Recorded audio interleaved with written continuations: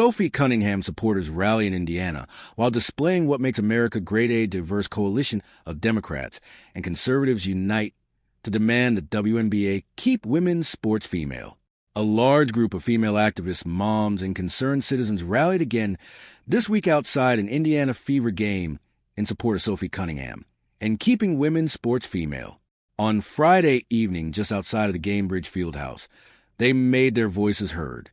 After traveling to Portland and Chicago, I witnessed firsthand how refreshingly normal Indiana Fever games felt both outside the arena and inside. The crowds were vocally supportive of the women, and the few men accompanying them. Many Fever fans gave the Cunningham rally crowd a thumbs up, some provided encouraging words, and others stopped to take photos with the almost life-size Sophie Cunningham poster. It was a nice change of pace compared to the radical, profane, aggressive trans protesters they have had to face in other cities. Shockingly to much of the WNBA and liberal media, this group isn't just a bunch of conservatives who completely align on all of their politics. It's a diverse group of people that represent a beautiful mix of registered Democrats, conservatives, and people from a wide range of backgrounds and communities. It's not some sort of MAGA coalition, which many love to claim. It's a group that represents what America should and used to like. Almost 36 citizens agree that women's sports and spaces should remain female, though disagree on a litany of other issues, while supporting the one female professional athlete courageously willing to stand up for what's right. Kara Dansky, a registered Democrat who serves on the board for Democrats for an Informed Approach to Gender, told me, "The truth of the matter is, the clear majority of registered Democrats in this country are aligned on these topics." She went on to diagnose the problem from the top down in Washington, D.C., and across the country, saying, "The problem is that our elected officials are selling out women and girls. They're selling out children at the altar of a cult." When asking Dansky what she'd say to WNBA Commissioner Kathy Engelbert, who put together a task force of general managers and team presidents to tackle the transgender issue the league faces, she didn't hold back. There are girls watching today. There are girls that do not understand what Title IX meant in 1972 to women like you, who have benefited from Title IX. You owe these girls commitment to female-only sports.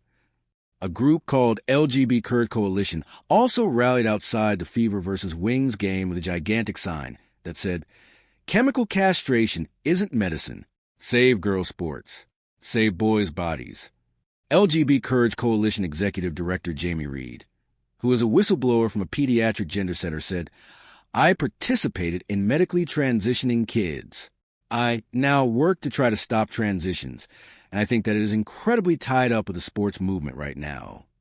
When asking Reed what she would tell the WNBA commissioner and her task force from her unique perspective, she said, "At the bottom line, this is about medical evidence.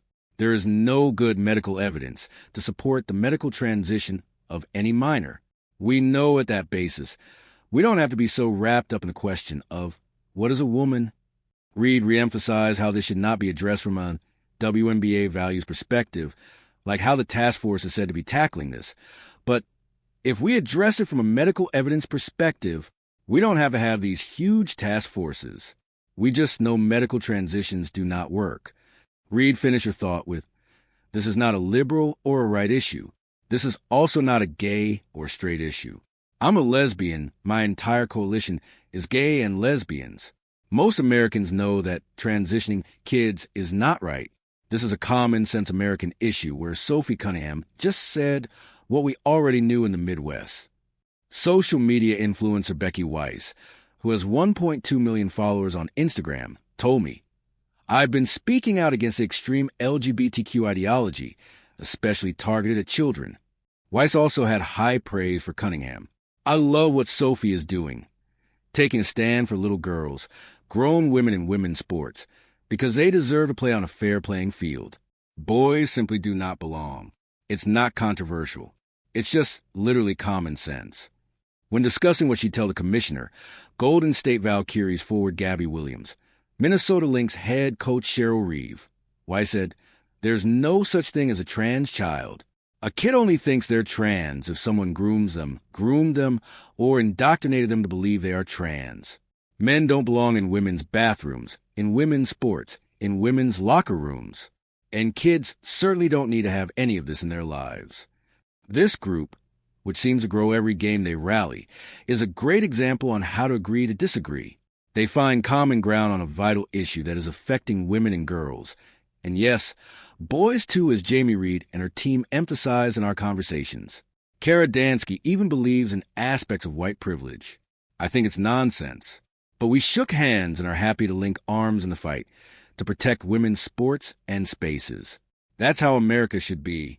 Let's hope, as rally organizer Amy Souza told me, that she hopes the pressure that we put on them WNBA will make them stand up and do the right thing.